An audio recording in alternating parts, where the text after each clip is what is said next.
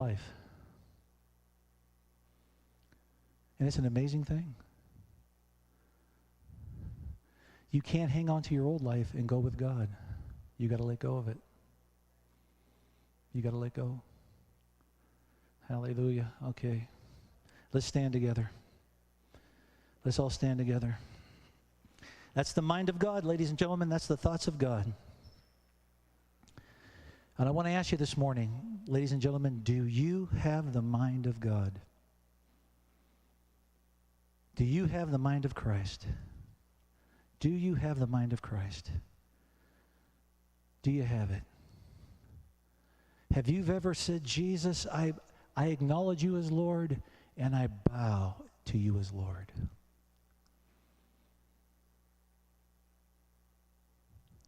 Today, if you'll bow to his lordship, and you'll take his yoke upon you, God will do something new in your life today. He'll use you. He'll use you. He'll change your heart. He'll change your mind. He'll begin to do something supernatural in you, folks. But Christianity is not, friends, it's not a fire insurance policy to keep you out of hell. It's not an insurance policy, folks. It's a whole new way of living. Oh, come on, folks. It's not a whole life policy that pays dividends throughout the term of the policy so that you get a little money here and there. No, that's not what the Christian life, ladies and gentlemen. It's a total surrender. It's a total surrender. Look at this, folks. Look at this. Mark 10. Jesus predicts his death the third time. Okay, he tells these guys 3 different times, I'm going to die, I'm going to die, I'm going to die. But their minds are so filled with the things of men, they can't hear a word he's saying. He says, I must go. I must go. And I must be crucified. And I must be raised to life on the 3rd day.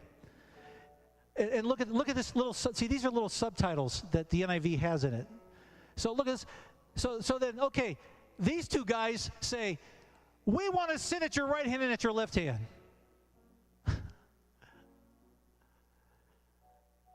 And here's what Jesus said. You want to sit at my right hand and my left hand?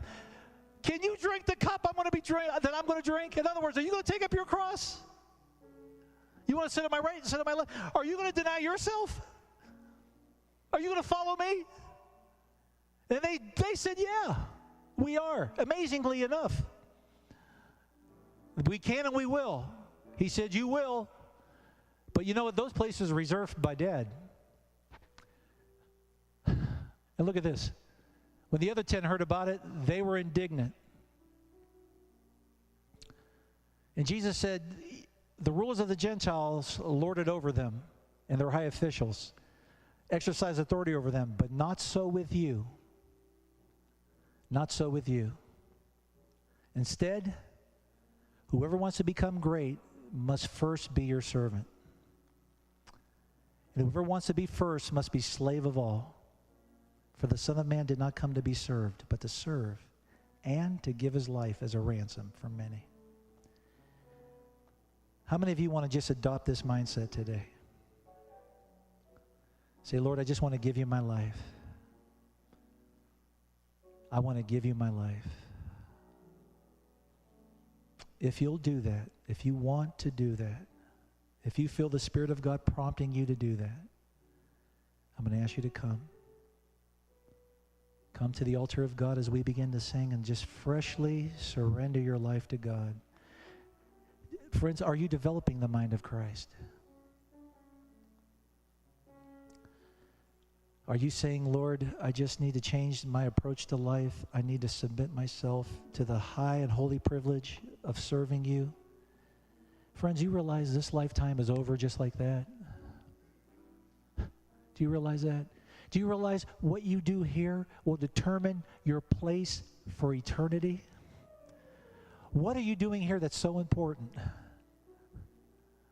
This little speck of time, this little minute on the clock, what are you doing here in this little minute of time that you would negate your permanent eternal place for? I don't understand it, folks. It can't be that important. Can't be. And maybe you want to come and just reprioritize your life and say, God, today, I want to make first things first, eternal things I want to make first in my life. And I'm going to submit myself to you this morning, Lord. I'm going to take up my cross. I'm going to sacrifice. I'm going to follow you. Friends, do you even see your need for the mind of Christ? Do you even see it? If you save your life, you'll lose it. Jesus said it, not me. If you'll lose your life for his sake, you'll find it.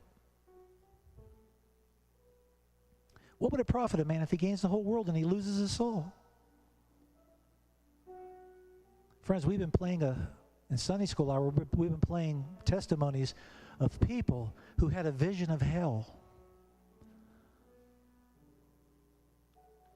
And they heard voices crying out. We've been playing it about 3 weeks now. What would it profit you to go there? Friends, I'm just trying to get you into God's best.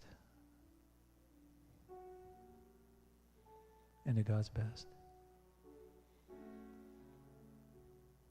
Come to the altar of God as we sing. If you want to just make a renewed determination, I'm going to have the thoughts of God in my mind. I'm going to have the burden of God in my heart. I'm going to walk the way of my Master, Jesus.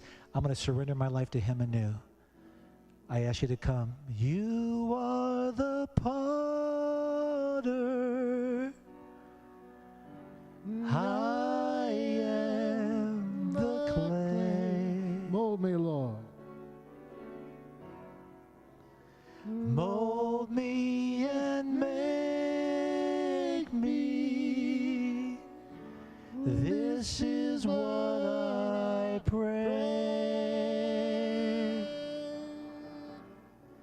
Change my heart, oh God. Make it ever true.